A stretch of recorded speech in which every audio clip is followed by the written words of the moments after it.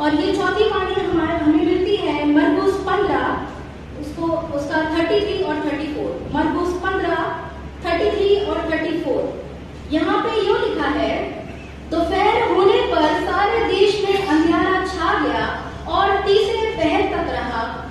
तीसरे पहर यीशु ने बड़े शब्द से पुकार कर कहा, एलोई एलोई लमा शबक्तनी, जिसका अर्थ ये है, हे मेरे परमेश्वर, तूने मुझे क्यों छोड़ दिया। इस बात को अगर हम जाने और देखें तो हम ये सब बात को बहुत अच्छे से जानते हैं कि मरकुस में जिस भाषा में लिखी है ये अरामी भाषा है, और मत्ती 27 में हम जब देखते हैं ये एली एली जो इब्रानी भाषा में है, जिसका अर्थ बिल्कुल सेम है, हे मेरे परमेश्वर, तूने मुझे क्यों छोड़ दिया। और इस बात को हम आगे जाने, यहाँ पे हमने साफ साफ ये बातें मतलब हम देखते हैं मरकुस 33 में, दोपहर होने पर सारे देश में अंधियारा छा गया और तीसरे पहर तक रहा। इसे हम अगर समय के अनुसार देखें तो मरकुस 15 उसके 24 में भी 25 में ये लिखा है, और पहर दिन चढ़ आया था जब उन्होंने उसको क्रूस पर चढ़ाया। इसे समय के अनुसार अगर हम देखें तो सुबह के अगर 9 बजे से प्रभु यीशु मसीह उस क्रूस में थे, और यहाँ पे दोपहर 12 बजे से लेकर तीसरे पहर तक, मतलब दोपहर 12 बजे दोपहर हो जाता है 12 बजे, और तीसरे पहर 3 बजे तक अगर वो थे तो 6 घंटे प्रभु यीशु मसीह उस तकलीफ में, उस दर्द में, क्रूस में थे। अगर इस बात को हम आगे देखें, यहाँ पे लिखा हुआ है अंधियारा, दोपहर से लेकर तीसरे पहर तक वो अंधियारा रहा। तो इस बात को अगर हम जाने और देखें कि अंधियारा वहां पे क्यों और किस वजह से रहा होगा, क्यों प्रभु वहां पे 3 घंटे तक दोपहर से लेकर तीसरे पहर तक अंधियारा छाया था। अगर हम आमोस 8 उसका 9 और 10 देखें, परमेश्वर पिता यहाँ पे ये कहते हैं, परमेश्वर यहोवा की ये वाणी है, उस समय मैं सूर्योदय दोपहर के समय अस्त करूंगा और इस देश को दिन दोपहरी अंधियारा कर दूंगा, और ऐसा विलाप करूंगा जैसे एक लौते के लिए होता है, और उसका अंत कठिन दुख के दिन का सा होगा। अगर इस बात को देखें और जाने, ये अंधियारा परमेश्वर पिता का क्रोध प्रकट करता है, उस दर्द को, उस क्रोध को वो प्रकट करते हैं अंधियारा के द्वारा। क्योंकि वचन कहता है सूर्य उदय होते ही अंधियारा छा जाएगा और चंद्रमा अपना प्रकाश ना देगा, और जगत के लोगों को उनके बुराई के कारण और दुष्टों को उनके अधर्म के कारण मैं दंड दूंगा। वो अंधियारा परमेश्वर पिता की क्रोध को प्रकट करता है, और उस भविष्यवाणी को परमेश्वर पिता पूरा करते हैं अपने यीशु मसीह एक लौते पुत्र के द्वारा। और ये अंधियारा अंतिम न्याय की चेतावनी भी हो सकता है। ये अंधियारा इसलिए भी था क्योंकि परमेश्वर पिता ने अपने एक लौते बेटे के साथ उस संबंध को तोड़ दिया था। वो समय परमेश्वर पिता ने अपने बेटे से दूरियां बना ली थी, इसलिए वो अंधियारा हो भी सकता है। और वो अंधियारा एक राजा की मृत्यु को प्रकट भी करता है, वो दर्द को प्रकट करता है, वो दुख को ये अंधियारा प्रकट करता है। अगर हम आगे इस बात को देखें, हम नए नियम में देखें तो यीशु मसीह अपने पिता को हे पिता, हे मेरे पिता, हे अब्बा पिता करके संबोधित करते हैं। और उन्होंने जब अपने चेलों को प्रार्थना करना सिखाया तो उन्होंने हे हमारे पिता करके सिखाया। फिर ऐसा क्यों हुआ कि चौथी वाणी में जब हम मनन कर रहे हैं, हम देख रहे हैं, उन्होंने ये चीज बताया, ये चीज बोला, हे मेरे परमेश्वर। अगर हम पहली वाणी और 7वीं वाणी में भी देखें, यीशु मसीह हे पिता करके ही उन्होंने संबोधित किया, और पहली वाणी भी चालू हे पिता से होती है और 7वीं वाणी भी हे पिता से खत्म होती है। और कुछ थोड़ा सी चीज हम ये तीनों वाणी में देखें, पहली वाणी में हे पिता करके यीशु मसीह अपने परमेश्वर पिता से प्रार्थना करते हैं, वो क्षमा के लिए वो प्रार्थना करते हैं कि इन्हें क्षमा करके ये नहीं जानते ये क्या कर रहे हैं, वो क्षमा के लिए प्रार्थना करते हैं। और दूसरी वाणी में हम देखें, यीशु मसीह उस वादे को अपने वो डाकू जो उनके साथ में था, जैसे हमने सुना, वो वादे को वो प्रॉमिस करते हैं कि मैं तुमसे सच सच कहता हूँ कि तू आज ही मेरे साथ स्वर्ग लोक में होगा। और तीसरी वाणी को हम जाने और देखें तो तीसरी वाणी में वो अपने माता के लिए उस जिम्मेदारी को वो पूरा करते हुए हम देखते हैं, और वो कहते हैं कि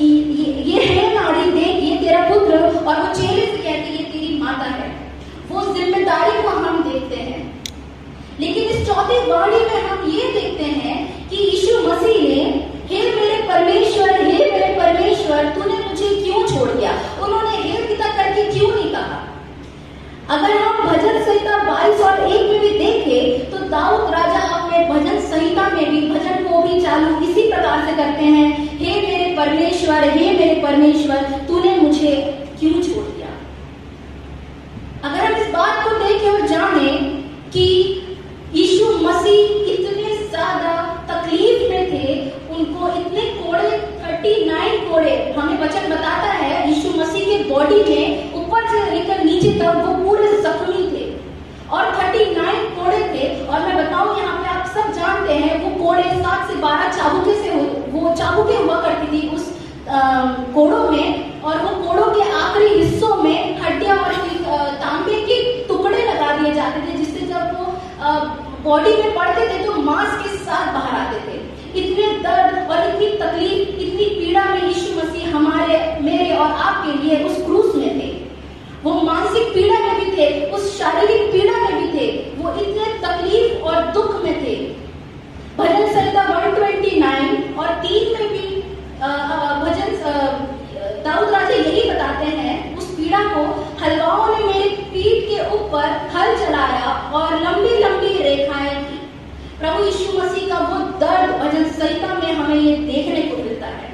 और भजन संहिता 22 और 16 में भी हम इस चीज को बहुत अच्छे से देखते हैं। वे मेरे हाथ और मेरे पैर छेदते हैं। यीशु मसीह को सिर्फ कोड़े नहीं पड़े, उनके सर में वो कांटों का ताज भी पहनाया गया। वो कांटे उनके सर के कितने अंदर तक रहे होंगे। उनके हाथों में बड़े बड़े कीले ठोके गए, उनके पैरों में भी कीले ठोके गए, और ऊपर से लेकर नीचे तक 39 कोड़े गिन के उनको मारे गए। और वो इतने तकलीफदायक थे, वो क्रूस में इतनी तकलीफ में थे। आप सोच सकते हैं, हम शायद उस तकलीफ को हम महसूस भी करते हैं। हमारे बॉडी में अगर थोड़ा सा भी तकलीफ हो जाता है, हम कितना दर्द, हमें कितनी पीड़ा होती है। तो प्रभु यीशु मसीह ने आपके और मेरे लिए 39 कोड़े, ना जाने कितनी गालियां, इतनी इंसल्ट सहन करी। और मरकुस 15 उसके 24 में भी लिखा है, तब उन्होंने उसको क्रूस पर चढ़ाया और उसके कपड़ों पर चिट्ठियां डालकर कि किसको क्या मिले उन्हें बांट दिया। और भजन संहिता में भी ये चीज दाऊद राजा बहुत स्पष्ट रीति से बताते हैं, वे मेरे वस्त्र आपस में बांटते हैं और मेरे पहरावे पर चिट्ठियां डालते हैं। वो अंधेरा इसलिए भी रहा होगा क्योंकि यीशु मसीह के बदन पे कोई भी कपड़ा नहीं था। वो और लज्जित ना हो, इसलिए परमेश्वर पिता ने वो अंधेरा कर दिया, क्योंकि उनके बदन में कपड़े नहीं थे। क्योंकि वचन बताता है कि जो प्रभु यीशु मसीह पे, जो इस वचन पे विश्वास करते हैं, वो कभी लज्जित नहीं होते। और वो तो उनका एक लौता पुत्र था। इस बात को हम देखें तो वो कितनी पीड़ा में थे, इसलिए उन्होंने, वचन बताता है, बड़े ऊंचे शब्द से उन्होंने कहा, हे मेरे परमेश्वर तूने मुझे क्यों छोड़ दिया। वो सिर्फ शारीरिक पीड़ा में नहीं थे, वो मानसिक पीड़ा में भी थे। क्योंकि उस क्रूस में जब वो थे, उस दर्द में, उस परेशानी में, उस तकलीफ में थे, तो उनको हर एक वो लोगों ने छोड़ दिया जो उनके साथ थे, जिनके साथ वो प्रचार करते थे, जिनके साथ वो रह के अपने कार्यों को करते थे। वो सारे लोगों ने उनको छोड़ दिया। और हमने देखा कि इसमें अपनी मातों को भी वो दे देते हैं, अपने यूहन्ना को वो जिम्मेदारी दे देते हैं। वो सारे लोगों ने उनको छोड़ दिया, लेकिन यीशु मसीह को इस चीज से इतना फर्क नहीं था। वो दुखी जरूर थे, लेकिन उनको ये चीज बहुत अच्छे से पता थी कि सारे लोग मुझे छोड़ देंगे। क्योंकि यूहन्ना 16 और उसके 32 में लिखा है, यूहन्ना 16 और 32 में ये लिखा है, देखो वो घड़ी आती है, वरन आ पहुंची है कि तुम सब तितर बितर होकर अपना अपना मार्ग लोगे और मुझे अकेला छोड़ दोगे, तो भी मैं अकेला नहीं, क्योंकि पिता मेरे साथ है। यीशु मसीह ने ये चीजें अपने चेलों को बोला कि तुम सब के सब इधर उधर हो जाओगे, लेकिन मुझे पता है कि मुझे इतना फर्क नहीं पड़ता, लेकिन दुख होगा जरूर। लेकिन उन्होंने ये चीजें बताया कि परमेश्वर पिता, मेरा पिता मेरे साथ है। लेकिन वो मानसिक पीड़ा में भी इसलिए थे क्योंकि उस समय तक परमेश्वर पिता ने उनसे दूरी बना ली थी। जब यीशु मसीह को अपने पिता की जरूरत थी, परमेश्वर पिता ने उन्हें छोड़ दिया था। परमेश्वर पिता ने उनको उस शरीर के दर्द में उनको छोड़ दिया था। और भजन संहिता को हम अच्छे से देखें तो 3 बात बहुत अच्छे से हमें नजर आती है यीशु मसीह की पीड़ा को भजन संहिता बहुत अच्छे से बताता है। यीशु मसीह का वो दर्द, वो पीड़ा हमारे और आपके लिए वो सेक्रीफाइस करना, उसको भजन संहिता बहुत अच्छे से बताता है। और दूसरी बात शैतान की हार बताता है। और तीसरी परमेश्वर पिता का वो विजय कि परमेश्वर पिता का जो उन्होंने चाहा वो उन्होंने किया और वो जीत गए। परमेश्वर पिता हमसे ये वादा करते हैं कि वो कभी हमें छोड़ेंगे नहीं, वो कभी हमें त्यागेंगे नहीं, वो हमारे साथ साथ चलते हैं और हम जब भी उनको पुकारते हैं वो हमारी सुनते हैं। क्योंकि यशाया, क्यों उन्होंने ये चीजें छोड़ा? क्योंकि यशाया 59:2 में लिखा है, परंतु तुम्हारे अधर्म के कामों ने तुमको तुम्हारे परमेश्वर से अलग कर दिया और तुम्हारे पापों के कारण उसका मुंह तुमसे ऐसा छिपा है कि वह नहीं सुनता। हम पापी हैं, लेकिन उनका एक लौता पुत्र जिनको उन्होंने आपके और मेरे पापों के लिए बलिदान कर दिया, वो तो पापी नहीं थे, उनको क्यों छोड़ा उन्होंने? वो हम पापी हैं, हमने पाप किया, हम उस तकलीफ से, उस पाप से निकल सके, इसलिए उन्होंने अपने एक लौते बेटे को छोड़ दिया। और यहाँ पे वचन हमें बताता है कि हमारे अधर्म के काम हमें परमेश्वर पिता से अलग करते हैं। लेकिन यीशु मसीह तो पापी नहीं थे, पापी तो हम थे। हम पहले भी पापी थे और आज भी पापी, हम आज भी पाप करते हैं। वचन हमें बताता है, वचन भजन संहिता उसके 11 और 5 में लिखा है, वह उनसे जो दुष्ट है और उपद्रव से प्रीति रखते हैं अपनी आत्मा में घृणा करता है। हम यहाँ पे बहुत अच्छे तरीके से देखते हैं, जहाँ पाप है वहाँ परमेश्वर पिता नहीं हो सकते, और जहाँ परमेश्वर पिता है वहाँ पाप नहीं हो सकता। इसलिए वो बड़े शब्द से यीशु मसीह ने पुकार कर कहा, हे मेरे परमेश्वर, तूने मुझे क्यों छोड़ दिया? क्योंकि आपके और मेरे पाप उनके ऊपर लादे गए थे। परमेश्वर पिता ने हम आपका और मेरे संसार का पाप उनके ऊपर लाद दिया था, इसलिए उन्होंने उन्हें अकेला छोड़ दिया। क्योंकि पाप का बोझ, आपका और मेरा पाप का बोझ यीशु मसीह ने अपने ऊपर लेके उस सूली पे चढ़ गए थे। इसलिए परमेश्वर पिता ने अपनी दूरियां अपने बेटे से बना ली। यीशु मसीह पापी कैसे हुए? पाप का तो उनको पता ही नहीं था, वो पापी नहीं थे, पापी तो हम थे और आज भी पापी हैं। भजन 2 कुरिन्थियों 5 और 21 में ये चीजें हमें बताया जाता है। वचन हमें बहुत अच्छे से बताता है, जो पाप से अज्ञात था उसी को उसने हमारे पापों के लिए ठहराया कि हम उसमें होकर परमेश्वर की धार्मिकता बन जाए। इतने महान परमेश्वर है हमारे कि उन्होंने अपना एक लौते पुत्र को आपके और मेरे लिए छोड़ दिया।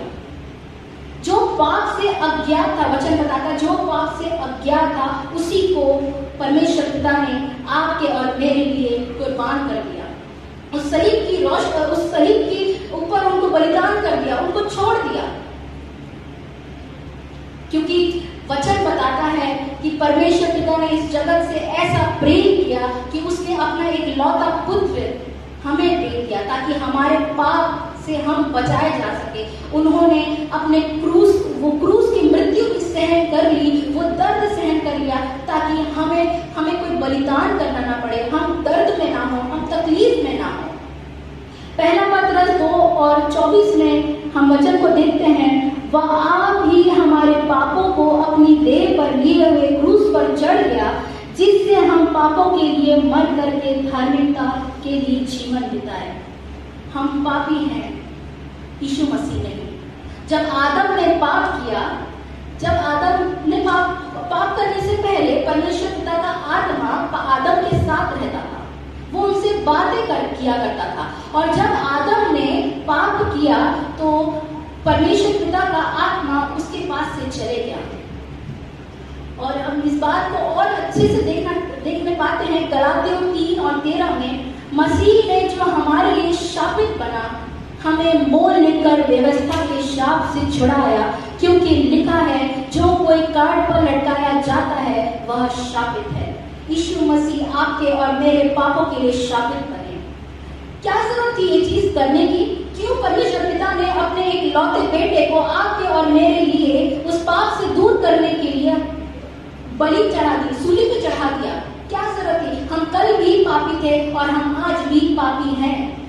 हम हर मिनट हर सेकंड हम पाप में डूबे हैं और हम मन में भी पाप करते हैं, हम दिमाग में भी पाप करते हैं और हमसे तो आए दिन चलते फिरते हमसे पाप होता रहता है। फिर क्या जरूरत थी अपने बेटे को आपके और मेरे हमारे पाप के लिए, हम पापियों के लिए उस सूली पर चढ़ाने के लिए क्यों बलिदान कर दिया?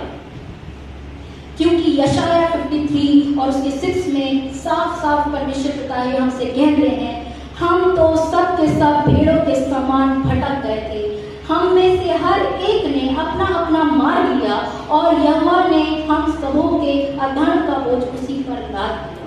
हम इतने भटक गए थे, हम परमेश्वर पिता को भी नहीं जानते थे, उसके वो प्यार को भी हम नहीं जानते थे, हम समझ नहीं पाते थे। इसलिए पुराने नियम में अगर हम देखते हैं तो पुराने नियम में बलिदान होता था, हमें वो बलिदान करना ना पड़े, इसलिए परमेश्वर पिता ने अपने एक लौते बेटे को आपके और मेरे पापों के लिए बलिदान कर दिया, क्रूस पर चढ़ा दिया, वो दर्द सहने दिया, मुंह मोड़ लिया आपके और मेरे लिए। और आज हम परमेश्वर पिता के इस भवन में, इस पवित्र वेदी में जो खड़े हैं, वो यीशु मसीह के बलिदान के वजह से खड़े हैं। क्योंकि वचन बताता है कि जब यीशु मसीह ने आखिरी सांस ली, जब उन्होंने दम तोड़ा तो मंदिर का पर्दा ऊपर से लेकर नीचे तक फट गया।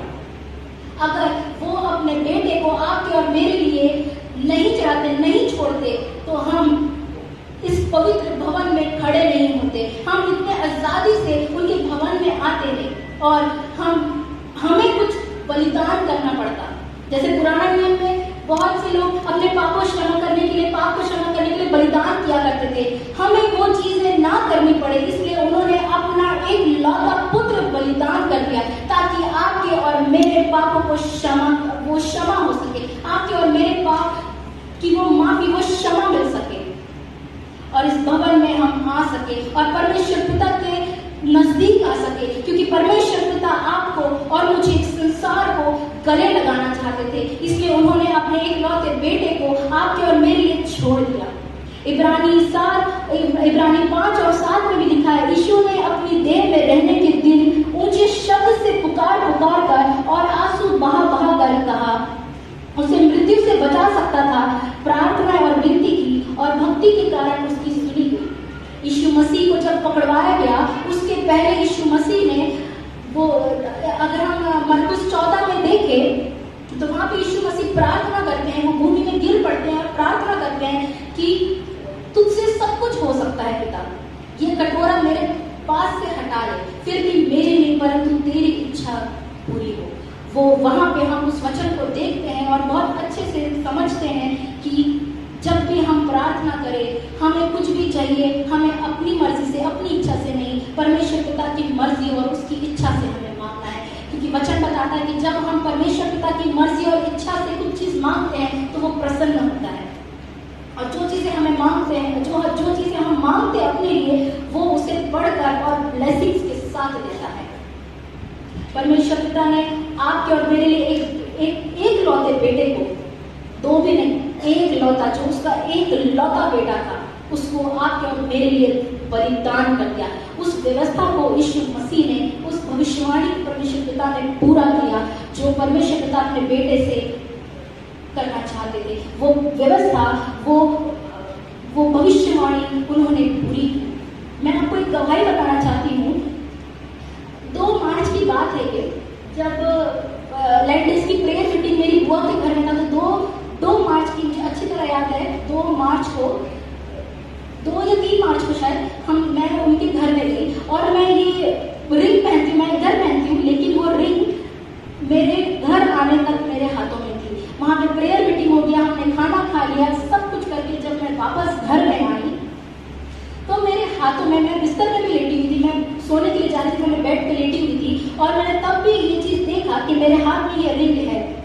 और कुछ ऐसी बातें हुई जिसमें मेरे भाई और मेरी मम्मी हम बात कर रहे थे और इस बात को हम देख रहे थे कि कुछ ऐसी मस्ती मजाक कर रहे थे और मैंने देखा सडन मेरे हाथों में वो रिंग नहीं है और मैंने मम्मी को बताया, मम्मी शायद कहीं गिरी है, लेकिन मैंने अब भी देखा मेरे हाथों में वो रिंग है। और मैं इस बात को सच में बहुत धन्यवाद देती हूँ प्रभु का कि उन्होंने मेरी दुआओं को सुना। मैंने पूरे घर में, मेरे घर में मम्मी ने, मेरे भाई ने, सब घर को देख लिया, झाड़ू लगा के देख लिया कि वो रिंग कहाँ गई, और ये गोल्ड की रिंग मेरे नाना नानी की एक लौती निशानी है मेरे पास। और मैंने प्रभु को बोला, प्रभु ये मेरी लौती निशानी है मेरे नाना नानी की, उसके अलावा नाना नानी की चीज़ें मेरे पास नहीं है, सिर्फ ये एक है। बहुत प्यार से उन्होंने मुझको दिया था कन्फर्मेशन में, जब मेरा कन्फर्मेशन हुआ था। और मैंने बुआ को भी कॉल किया, मैंने अपने भाई को भी कॉल किया, तो उन्होंने भी बताया, उन्होंने भी वहाँ पे इतने बार इतने देर तक देखा और उनका कॉल आया, और वहाँ पे उन्होंने भी यही चीज़ बताई कि रिंग यहाँ पे नहीं है। और मैं इतनी ज़्यादा दुखी हो गई थी, मैं इतना ज़्यादा मुझे तकलीफ हो रहा था कि एक चीज़ मैंने संभाल नहीं पाई, लेकिन मुझे पता था कि ये मेरे पास है, लेकिन पता नहीं, शायद हो सकता है मेरे घर वाले बोल रहे थे, मेरी मम्मी लोग बोल रहे थे कि नहीं तुमने कहीं घुमाया होगा, लेकिन मुझे पता था। लेकिन फिर भी मैंने ज़्यादा कुछ नहीं बात की। मैं जब रात में 3, मुझे अच्छी तरह याद है 3 बज रहे थे रात के, और प्रार्थना मैंने किया, मुझे नींद नहीं आ रही थी, मुझे रोना आ रहा था। और उस रात में 3 बजे, करेक्ट 3 बजे मैं उठी, मैंने ब्लैंकेट अपने ऊपर डाला ताकि जब मैं रोऊं अगर परमेश्वर पिता के सामने, तो मेरी आवाज़ सिर्फ परमेश्वर पिता के पास जाए, मेरा रोना सिर्फ वो सुने, मेरे घर वाले, मेरा भाई, मेरी मम्मी डैडी कोई ना सुने। और जब मैंने प्रार्थना की, जैसे बच्चे रोते हैं, मैं वैसे रो रही थी, मेरे नाक से पानी बह रहा था, और सच में हंसी आएगी आप लोगों को, लेकिन मैं परमेश्वर पिता के सामने वो रोई, और इतना रोई, मैंने प्रार्थना किया, प्रभु अगर ये सच में मेरे लिए है तो मुझे दे दीजिए, क्योंकि मेरे नाना नानी की आखिरी निशानी है मेरे पास। लेकिन अगर आपने ये चीज़ मेरे लिए इतने ही रखा होगा तो कोई नहीं, फिर भी मैं आपका धन्यवाद, मिला तो भी धन्यवाद, नहीं मिला तो भी मैं धन्यवाद करती प्रभु जी आपका। और मुझे विश्वास था, मैंने विश्वास से ये चीज़ मांगी थी, विश्वास से मैंने बोला था कि प्रभु मैं विश्वास से मांगी तो उठने से पहले मुझे आपका आंसर मिल जाएगा। और जब मैं सुबह उठने से पहले मम्मी के पास आया और बताया कि बुआ के पास ही वो रिंग है, तो मैं धन्यवाद देती हूँ प्रभु का कि वो हमारी दुआओं को सुनते हैं। अगर हम विश्वास से, क्योंकि वचन बताता है जो कुछ तुम प्रार्थना में विश्वास से मांगोगे वो तुम्हें मिलेगा। और परमेश्वर पिता अपने विश्वासियों का कभी भी भरोसा नहीं तोड़ते, वो वैसे भी भरोसा नहीं तोड़ते, और वो कभी भी कोई भी चीज़ों में नुकसान नहीं करवाते। और एक और गवाही, मैं 27 साल की हो रही हूँ, और 27 साल में मैं बहुत धन्यवाद हूँ प्रभु यीशु मसीह का कि उन्होंने मुझे कभी भी कोई भी बीमारी, कोई भी तकलीफ और एक खरोच भी आने नहीं दी, क्योंकि मेरा विश्वास परमेश्वर पिता के ऊपर है, क्योंकि मैंने विश्वास किया इस वचन पे, मैंने विश्वास किया कि उन्होंने अपने एक लौते बेटे को आपके और मेरे लिए बलिदान कर दिया। इसलिए मुझे विश्वास है, क्योंकि वचन बताता है कि मैंने अपने एक लौते पुत्र को इसलिए दिया कि जो कोई उस पर विश्वास करे वो नाश ना हो परंतु अनंत जीवन पाए। और मैं विश्वास करती हूँ मेरी दुआएं सुनी जाती है। मैं बहुत धन्यवाद हूँ परमेश्वर पिता का कि उसने अब इस सुंदर वचन को हमारे सामने रखा और अपने एक लौते बेटे को दे दिया। मैं आखिरी बात ये चीज कहूंगी, योएल 2:12 और 14 अगर हम पढ़े, योएल 2 उसका 12 और 14, यहाँ पे परमेश्वर पिता हमसे कहते हैं, तो भी यहोवा की यही वाणी है, अभी भी सुनो, उपवास के साथ रोते पीटते अपने पूरे मन से फिर कर मेरे पास आओ, अपने वस्त्र नहीं अपने मन ही को फाड़ कर अपने परमेश्वर यहोवा के ओर फिरो, क्योंकि वह अनुग्रहकारी, दयालु, विलंब से क्रोध करने वाला, करुणा निधान और दुख देकर पछताने हारा है। प्रभु यीशु मसीह से अगर आपको कुछ भी मांगना है परमेश्वर पिता से, उसकी मर्जी से मांगो। परमेश्वर पिता ने हमारे पापों के लिए अपने बेटे को दे दिया, क्योंकि उन्होंने अपने बेटे को इसलिए दिया क्योंकि उन्होंने जगत से सबसे पहले प्यार किया। हम उसके बेटे बेटियां हैं, क्योंकि वचन बताता है मैंने तुझे नाम लेके पुकारा है, तू मेरा ही है। और हम उसके बेटे बेटियां पहले बने। ऐसा नहीं है कि उन्होंने अपने बेटे से प्यार नहीं किया, उन्होंने अपने बेटे से प्यार किया और बहुत प्यार किया, और वो बहुत प्रसन्न थे जो उनका बेटा धरती पर रह के प्रचार करते थे, जो भी उन्होंने इतने आश्चर्य कर्म किए। परमेश्वर पिता बेटे से बहुत खुश थे, लेकिन उन्होंने सबसे ज्यादा प्यार इस जगत से किया, इस जगत में रहने वाले लोगों से किया, अपने बेटे से ज्यादा आपसे और मुझसे प्यार किया। इसलिए उन्होंने अपने एक बेटे को, एक लौते बेटे को आपके और मेरे लिए बलिदान कर दिया, ताकि हम परमेश्वर पिता के नजदीक आ सके। हमें कोई भी प्रॉब्लम हो, हम परमेश्वर पिता से बोल सके, मांग सके, रो के मांग सके। जैसा वचन हमें बताता है, रोते पीटते उपवास करते हुए, उपवास में रोते पीटते मेरे पास आओ। हमें परमेश्वर पिता से मांगना है, क्योंकि परमेश्वर पिता ने हमें आजाद किया है। और ये चीज मैं बताऊं, हम यीशु मसीह के लहू से, उसके खून से खरीदे गए हैं, और उसके कोड़े खाने से हम चखे हुए हैं। परमेश्वर पिता इस पवित्र वचन के पढ़े जाने पर आशीष दे।